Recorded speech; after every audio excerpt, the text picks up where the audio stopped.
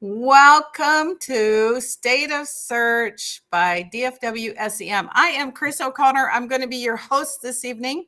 Kevin Adams is our president. However, he is a bit under the weather, had some dental procedures today, and we're going to let him take a break. So I'm going to kind of walk us through what State of Search by DFW is all about.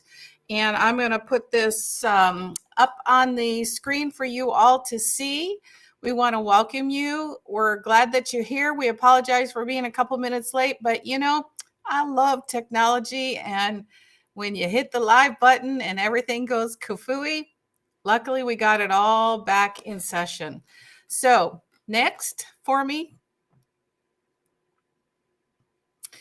DFWS State of Search have been in the search engine marketing world for over 19 years. Actually, I think we're going to celebrate a 20th birthday this year. We're very excited about that. And we have several board members to chat about. Kevin Adams is our president. Tim Shane is our vice president. Mike Stewart is our treasurer. And Julie Jones is our secretary. And there's been a lot of texting going on behind the scenes before this meeting. So thank you for being patient with all of us. I am your hospitality and state of search VP. We have a VP of membership and registration, which is Casey Marquis, a VP sponsorship, Shelly Ellis, a VP of communications, Bill Allen, and we have 3 board members at large, Rachel Black, Jenna Williams, and Jeff Ferguson. Now, we would love your help. Obviously, if somebody is a little more technology literate than I am, maybe we can do this much better next month. We would love to have your help on any one of our committees, and to reach out to us or talk to about being a board member, email us at membership@dfwsem.org, and we will put a committee together or put you in touch with the committee.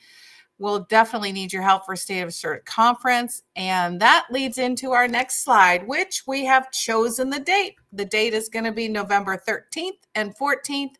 It's a Monday and Tuesday. We are having an early bird sale on our tickets. We're going to offer virtual as well as in person. And if you enter the code EARLY SOS23 by May 1st, you'll save $50 off the ticket. Now, we don't have our hotel reserved yet. We're in the process of negotiating right now. And as soon as we know that, we should have that to you by next month's meeting. There are many memberships available for any of those who are watching. We have the corporate, we have small business, individual, student. Any questions you might have about membership, this is what keeps us going and keeps us working. Send that to membership@dfwsem.org. Really, what's most important is you got to tell us what you think. Good or bad, doesn't matter. We want to hear it all. And we have a meeting survey for you to fill out after our meeting, and that's at dfwsem.org/virtual-meeting-survey. And please, please, please make sure that you fill that out, because this is for you guys, not just for us, but for you guys to learn. What do you want to learn? What can we do better? What would make life easier for all of you? So we're trying to sort some things out. We're getting there, but just know we need your feedback, and you're not going to hurt our feelings. We need to know and have some honesty. So this leads me to our presenter for this evening. Very excited to have this presenter. But I will tell you that unfortunately he is under the weather, so he will not be here in person, but he sent his video along about what he was going to talk about. He does live in Thailand, so it's a different time zone completely, but he wants your questions. So please, please, please put your questions in chat, and I will email him the questions that you have, and we will respond back to you with the answers. Again, please, let's ask some questions of Kyle. And he is phenomenal. Kyle Roof from HVSEO. He makes SEO so easy, especially for people like myself. So with that being said, I am going to move over to his presentation. So here we go.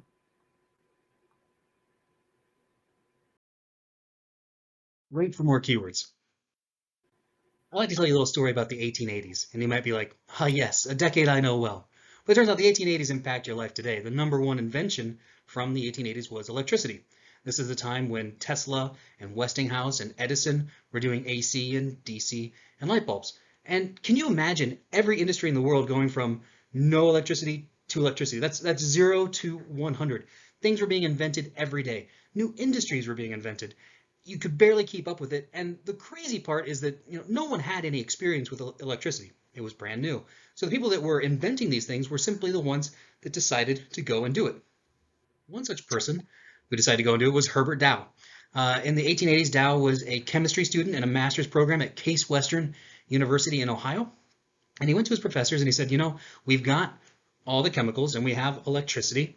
I say we zap the chemicals and we see what happens. And his professors were like, that's a great idea. That's exactly what you should do. And so that's what Dow did. And then Dow got to this chemical called bromine. Now, bromine's a really weird chemical, and in nature, bromine is always attached to something. And so in order to use bromine, you have to detach it from that thing. And what happened when Dow zapped the bromine, it actually detached in a way that was cleaner, more efficient, cheaper to produce than what was currently being done. And so Dow realized that he could create bromine and sell it at a cheaper price than what was currently on the market. And so Dow leaves school and he decides, I'm going to be the bromine guy. And so that's what he does. He goes and he starts a bromine factory. Now, you may not have heard of bromine before, and that's perfectly okay. But in the 1880s, it was having its day. Remember, new industries being formed. So you've got pictures and electricity, and you put them together, and you have motion pictures. Movies were invented in the 1880s, and that film needed bromine. Cameras went from huge size down to small personal size, and everyone's taking pictures. That film also needed bromine. In medicine, in the 1880s, they figured out how to put people to sleep during surgery without killing them, and that process also involved bromine, including dozens and dozens of other industries. Bromine was in huge demand and it was very, very valuable. Now, bromine's pretty weird, and that's what it looks like in that red canister there. And here's where things get a little bit weirder. At this time, the entire world's supply of bromine is controlled by a cartel out of Germany. And this is a true story, and you can look this up. And I say cartel, they were an actual criminal organization. On a good day, they were price fixing and forcing people out of the industry. On a good day, or on a bad day, excuse me, they were burning down buildings and they were burying bodies. They were an actual criminal organization. Now, when Dow starts, he's a small fish, and he's just selling in North America, in the U.S. and Canada. And the cartel pretty much ignores him. But his process is better. He's selling it for cheaper. He's growing and growing and growing. And one day Dow decides to sell in Europe. So he goes over to Europe, he finds some land, he finds a factory they can repurpose, and the cartel hears about this, and they pop him off a letter. And they say, look, Dow, two things. One, you're not selling in Europe. And two, you're going to raise your price up to our price. And if you don't, we're going to flood the North American market with cheap bromine, and we're going to put you out of business. So Dow thinks for a minute, he writes a letter back, and he says, bring it on. So the cartel at this time, they were selling at 49 cents a pound. And Dow, with his Zap technology, was selling at 36 cents a pound. And when Dow didn't play ball, the cartel did exactly what they said they were going to do, and they flooded the North American market with bromine at 15 cents a pound. So what did Dow do? Dow stopped making bromine. Through a secret agent, he went in and he purchased all the bromine from the cartel at 15 cents a pound. He took the bromine back to his factory, he took it out of their packaging, put it in anonymous packaging, shipped it back to Europe, and he sold it over there at 27 cents a pound, and he made a fortune. Well, the cartel really can't figure out what's going on. They can see like other small companies folding, but they know that Dow is still there. So what they do is they drop the price down to 12 cents a pound. Dow does the same thing. Through a secret agent, he goes and he purchases all the bromine from the cartel, takes it to his factory, takes it out of their packaging, puts it in anonymous packaging, ships it back to Europe, sells it on the European market at 27 cents a pound, and makes a bigger killing. Now, the cartel really can't figure out what's going on. So they go rock bottom. They drop down to 10.5 cents a pound. This is barely covering the shipping costs. And so this time, Dow, through his secret agent, instead of buying it all, he puts in a double order, and the cartel fulfills.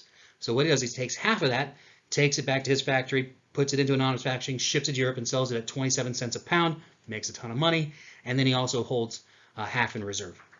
Now, it takes the cartel 5 years to figure out what Dow has done, and when they figure it out, they pop him off another letter, and they beg him to stop. Dow thinks about it for a minute, writes a letter back, and says, nah, bro, I'm not going to stop. Here's what I'm going to do. I'm going to flood the European market with your own cheap bromine, and I'm going to put you out of business. And that's exactly what he did, and he breaks the cartel. Now, there are a lot of lessons to take away, and I don't know who Dow is as a person, but I think there's a certain level of humility that you'd have to have. If you do something better than anyone else in the world, I think it takes a level of humility to not do that. If it were me, I would have dug my heels in. I would have been like, no, I do this better than they do. I'm just going to continue to do that. I don't care what they're doing. But he realized it was better for him to stop doing that thing that he did the best and buy his competitor's product because of the price that they were selling. And then in that, I realized what he was doing is he was giving himself the highest probability for success. He was putting himself in position for the highest probability for success. Success is a range of outcomes. But it also, to get into that range, you have to make a range of decisions. And not every decision you're going to make is correct, is the right one, but you have to make enough good decisions to get into that range. And you also have to be confident that even if you made the decision incorrectly, you know that it was the right decision. You have to make enough of those good decisions so that at the end, you've made enough correct decisions to be within that range of success. So why am I an SEO expert? It could be because I have a Juris Doctorate and I was a trial attorney and I think very analytically. It could be because I've run over 400 tests on Google's algorithm. It could be because I have a US patent on determining whether something is or is not a ranking factor in Google. Or it could be also that Google wrote a rule when I showed people how you can learn something about the algorithm and Google decided they didn't like that very much. But I don't think any of that actually makes me an expert. What makes me an expert is that I am right more than 70% of the time. That's the percentage, that's the number that makes me an expert. In my experience, most SEO is right about 50% of the time. Excuse me, good SEO.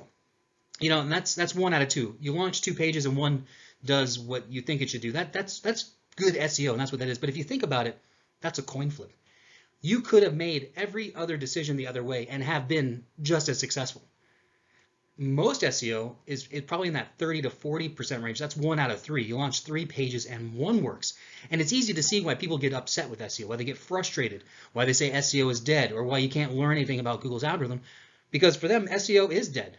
There is nothing to learn. Because if you're launching 3 pages and only 1 works, that's not great. That's such a low hit rate that you will not be successful. You cannot run successful campaigns at that. And you know, for you, SEO is actually dead.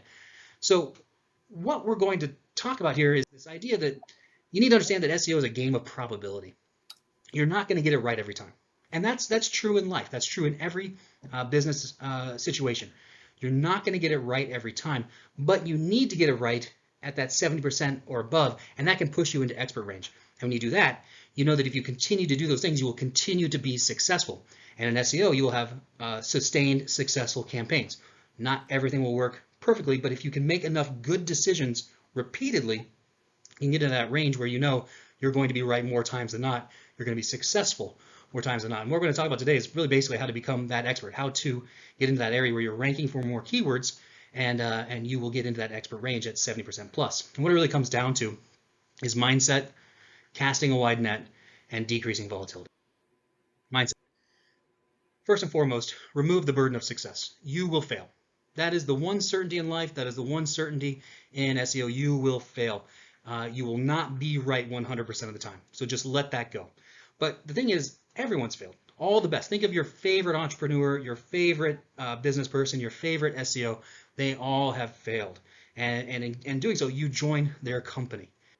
But in order to understand, though, if you're successful, you do need to track your success. And I don't mean KPIs. What I'm talking about are tracking your decision making, your decisions that you've made for a certain campaign.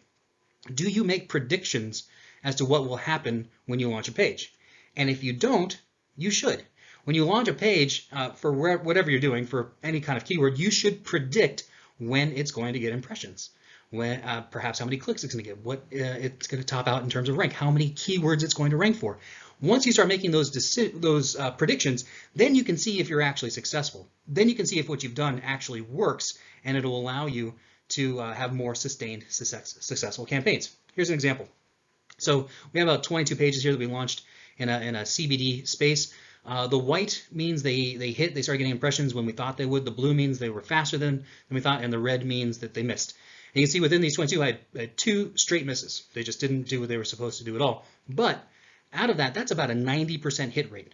What that means is that I know that if I repeat what I did, I should have a very high rate of success. And if I continue to do that over and over and over, I'm going to continue with sustained success for this site and for this campaign. And at 90%, then you know that that's going to be extremely successful. This is going to be an extremely successful site. And that's what you need to do. But if you're not tracking, you're not making those predictions of what will happen, and you're not tracking them beyond the normal KPIs, you'll never know if you're actually being successful. The next thing it comes down to is your routine. Are you doing repeatable things? A lot of SEOs get stuck in the idea of doing, chasing shiny objects, doing all, but you don't have a set plan of what you're doing. What it comes down to is having a 3-month plan and then a 6-month plan. You should have this written down. If you don't have things written down as to what you're doing for the next 3 months, when you get home, presumably you might be home, but when you get home, write down a plan. That should be the first thing you do. Make sure that you have a plan for the next 3 months, because once you have that plan, that means you can evaluate what you did. And in that evaluation, you can decide, okay, this didn't really work, so we can take that out. And then you can plug in that shiny thing because you know where it's going to go. But once you've done your 3-month plan or your 6-month plan in about maybe 3 or 4 iterations, and you've taken those things out that you know didn't work because you've been tracking your success, and you put in things that do work, by the time you've done it about 3 times, you're going to have a very successful 3-month plan, so that you know that your outcome likelihood is going to be very successful. Casting a wide net. You know the term aim small to miss small? This is a really good term if you are a golfer or an archer or a pistol shooter, but in SEO it's a miserable idea. In SEO we need to aim wide to miss small. We need to give ourselves the best opportunity for success, and that means casting as wide a net as we possibly can. What that means practically is creating pages that have the opportunity to rank for more keywords. You can't get stuck on the idea of one keyword. You must be ranking pages that have the opportunity to rank for hundreds, if not thousands of keywords. And so we're going to walk through it. Step 1, don't overthink it. You've got your primary keyword. That's the keyword that you like. That's the keyword that your competitors like. It's probably the most difficult. All right, you're going to put that in the top 4 places to put a keyword. And that's in your title tag, your H1, in paragraph tags, and in the URL. Don't overthink it. People really want to out-clever Google for some reason. It's very annoying, and it's not sustainable. It's not successful. Put your target keyword in those 4 places. And the dirty secret of SEO is that if you've done that, you've probably done 60% of SEO right then and there. The rest is minutia, but you must do those 4 things. Now, one quick note: if you have a page that has existed for some time, you've got some traction, and you realize your keyword isn't in the URL, don't change the URL, because then you're giving Google a new page. But this is for brand new pages or pages that aren't ranking well right now. Kind of going forward, make sure you're getting your target keyword within your URL, in addition to those other places, of course. Step 2, choose your lead SEO, your lead H2. Now, well-written pages are broken up into sections. Those sections have titles. Those titles should be H2s. Again, don't overthink it. The sections are H2s. Choose your lead H2. Choose the one that's going to push the page into the direction that you need to go. And what I like to do is I like to use related searches for this. So I'm going to search for my primary keyword. I'm going to scroll to the bottom. I'm going to look at those related searches, and I'm going to find the one that I like the most. I'm going to click on that. That's going to give me another search, and I'm going to scroll to that bottom. That's going to give me another set of related searches. So now I have 2 sets. I've got my original set of related searches and that new set. And between those 2 sets, I'm going to find matches. All right, and then those matches are going to become the first sections of my page. And let me give you an example. Let's say my target keyword here is international money transfer. That's my main keyword. That's my primary target for this particular. I'm going to do that search, scroll to the bottom. Here are my related searches. All right, just for this example, let's say I like cheapest international money transfer. And again, you can choose this for a variety of reasons. It has the most search volume. It has the fewest competitors. It takes the page in the direction you want to go. It doesn't matter. But let's say for this example, I like cheapest international money transfer. I'm going to click on that, do that search. That gives me another set of related searches. Now I've got 2 sets between them. All right, so then what I'm going to do is I'm going to find matches. And in this case, we have 4 matches. We have money transfer organizations, best international money transfer, transfer app, and doing it online. That's the next 4 sections on my site. And what I've done is I've allowed Google to show me what my section should be. And why is that important? It's because of this thing called centerpiece annotation. Several months ago, Google announced centerpiece annotation. What that is Google first tries to decide what is this page is about? What is this page about? And that's, in this case, international money transfer. The next thing that they do is they see if all the sections are related. And if they are, all the sections get full credit. If Google thinks that they aren't related, it will devalue those sections and you will rank for fewer keywords. Now, how do you know? How do you know if Google thinks sections are related or not? Let Google show you. So what we've just done is Google has shown us these things are connected. Google has done that for us and done all the legwork for us so that we know if we write those sections, we will satisfy centerpiece annotation. And the best part is we didn't need a fancy tool or deep SEO knowledge. Google simply showed us. The secret is hiding in plain sight. Don't overthink these things. Don't go nuts. Just look at what Google is showing you and then follow that game plan that Google can give you, and you will write pages that are semantically related that can rank for more keywords. Next, fill in those sections. So obviously, we've got our first sections. What should go inside those sections? Let Google show you. So we're going to use the related searches again. And so in this example, let's say my next section is the best way to transfer internationally. That's one of my sections. I'm going to do that related search, scroll to the bottom. Notice these bold terms that go in here. Google is expecting to see those terms or those types of terms in there. So I can talk about how to do it quickly. I can talk about amounts. So India, I can talk about locations. PayPal, I can talk about platforms. Those are the types of terms that Google is expecting to see, and then that can guarantee that when you write those sections and you fill them in, that you're giving Google what's expecting to see, and those sections will satisfy centerpiece annotation, and you can rank for more keywords. Next, find two questions. So the people also ask is the right thing to do. Find two of those that you like. If you don't have a people also ask, you can turn your primary keyword into a question. Just put who, what, when, where, why in front of your target keyword, and a people also ask will come up. Pick two of those, put them in just as they are, answer them. And then you've got two more fantastic sections, and it gives us the opportunity to win those sections those people also ask within the SERP. Next, look at SERP features. And those are the things that are inside your particular SERP for your target keyword. It's often best to find a list or a table. So start clicking around on the related searches and look at the featured snippets, and you'll probably find some lists or some tables. That's great. Grab one, two is better. Put them on the page, put them in proper HTML so that you can win the featured snippet. But also look what's in your particular keyword SERP. There might be an image carousel. So then start clicking around and seeing where those are coming from. Maybe you need to get a particular image on there. There might be another feature. Check out what's there. We want to try to get in all those places. We want to take all those places, so we see what you can get into. But at a minimum, try to find a list or a table and get that on your page. Last, admire your work. You have a beautiful page. But not only that, you have a page that has the best chance to rank for the most amount of things. We can rank for a primary keyword. We can rank for those related searches, which are secondary keywords. We can rank for terms within those sections because we know that they're related to what Google wants. We can rank for the people also ask. We can rank for featured snippets. We can get our lists in. There are so many things now that we can rank for. We're not just looking at that one particular keyword, but we're casting as wide a net as we can. So this page is going to rank for hundreds or thousands of terms. And the best part is, even if it doesn't rank for that primary keyword, that's okay. Often pages don't, especially if you're going up against huge, and you're just a smaller site. But those other sections can rank for a lot and can be very successful and give you very successful pages. Decrease volatility. Nobody likes Google updates, I'm pretty sure. But what we need to do is decrease volatility. So we need to decrease the whims of Google. We don't want to be susceptible to updates. We don't want to be susceptible to changes in Google. And to do that, we need to become an authority. And that doesn't mean becoming an expert. That's a different concept. But you need to become an authority. And really what that means is topical coverage. Are you answering all the questions? Are you covering all the topics that exist? And that's really huge right now when you think about a lot of semantic SEO and clustering in SEO. A lot of people are talking about these concepts of coverage, and topical coverage is exactly key. If you answer all the questions, you have the best chance to become an authority. Google will like your site more. And in doing so, you're also creating more content. And sites that create more content will decrease that volatility. What I like to do is I like to create smaller pages that rank for specific keywords. So I want to create, I took a ton of time on that target keyword page, and I spent a lot of time kind of filling that one out and getting all the sections. For these, really what I'm looking for are other terms that I'm going to use to rank for longer tail keywords, those longer phrase keywords within the site that are kind of within the neighborhood of that target page.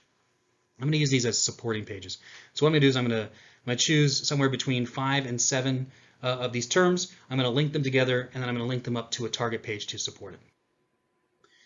For the content, if you're looking for what can you do, the related searches are also another good idea. Those terms that didn't quite fit on your target page, those are excellent. That's a good way to go about it. So you can take those other terms that didn't quite fit on that target page and write those out. If you click out a few times, you can get probably 30 to 50 of those. Also, those people also asked that you probably found that didn't quite fit. Those are excellent as well. Now you've got a content plan of 50 different terms. That's going to take you several months, and that's going to create several groups of that 5 to 7. And now you've got a pretty comprehensive content plan. And again, no special tools. Google is showing you what you need. You're just writing down what's there, and then you answer those questions. You fill out that information, maybe 500 words per page, and you're good to go. And something to keep in mind here, zero search volume is your friend. Don't worry if you put in a people also ask and it comes back with zero search volume.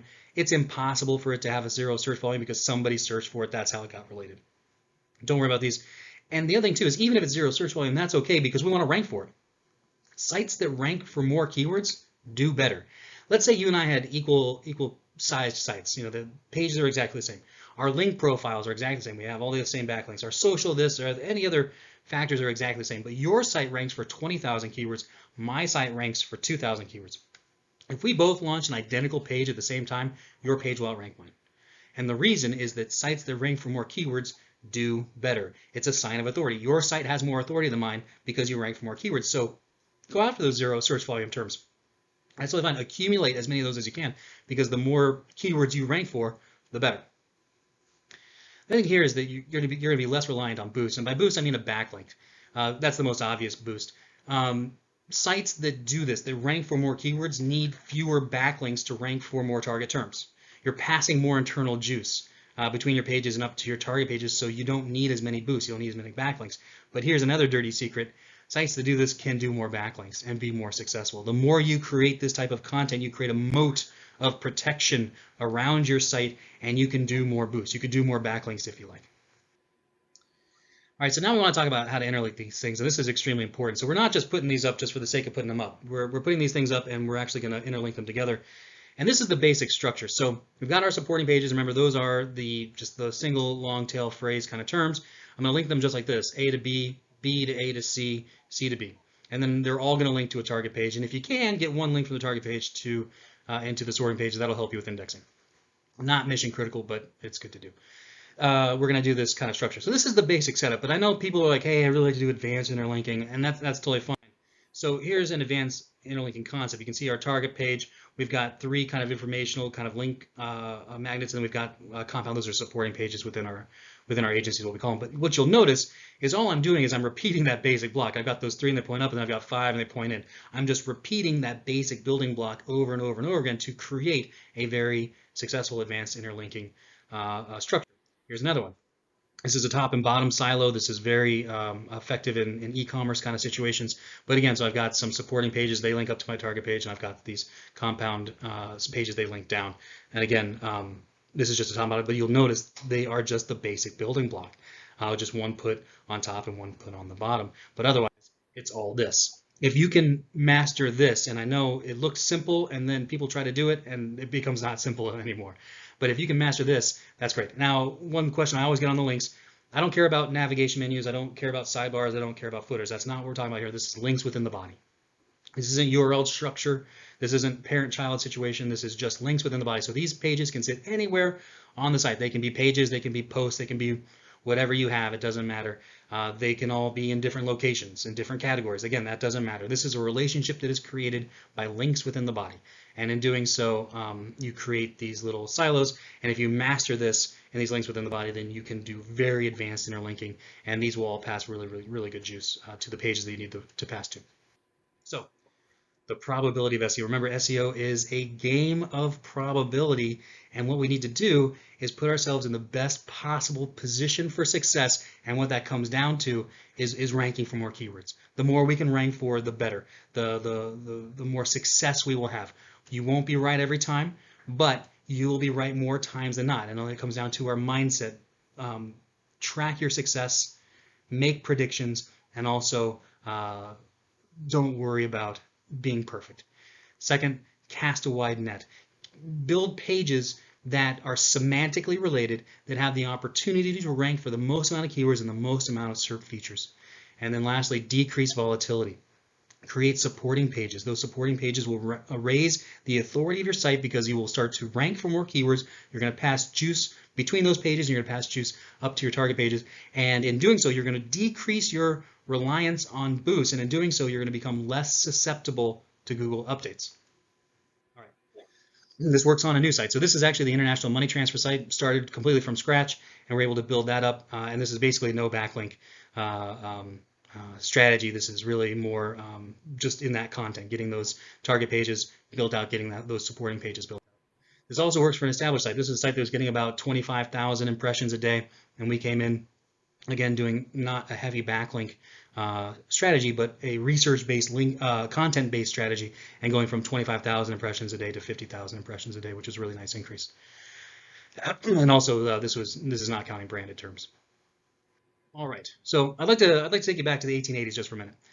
When we hear stories about Dow, I know we often think like, oh, that guy was so lucky that a brand new industry came up that disrupted everything, and every industry was involved, and you didn't have to have any special experience. You just had to go and do it. And I'd like to bring you to today, and that's exactly where we are with Google. Nobody had any experience with Google. There's no special requirement to be an SEO. When I was in university, there was no Google. There was no SEO. And you fast forward 20 years later, and I am an on-page SEO expert. I'm a pioneer in SEO testing. I get to fly around the world, speak at SEO conferences, and meet people that are way cooler than me. And the only qualification that I had was I just decided to go and do it. This is one of those rare moments in history where you can be the best at something.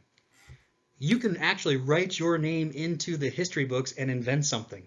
This isn't a once-in-a-lifetime opportunity. This is a once-in-3 lifetimes opportunities, and all it takes is for you to be the one to go and do it.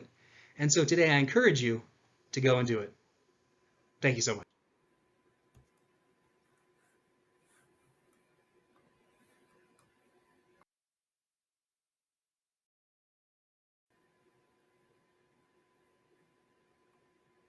Well, I'm kind of overwhelmed. I was busy taking notes. I don't know about you guys, but I sure hope you learned something. If you got any questions, put them in chat real quick before I end the stream. I want to thank each and every one of you for being here tonight. I know we had some technical difficulties at the beginning. However, I think the presentation was absolutely phenomenal. I hope you had one light bulb moment that you can take and implement, whether it be in your business, in your agency, or for your clients. So with that being said, it looks like we have a few questions coming in, and thank you, Julie and Tim. I've got a few questions. I'm going to be sending these all off to Kyle shortly after the meeting tonight, and we look forward to seeing you next month.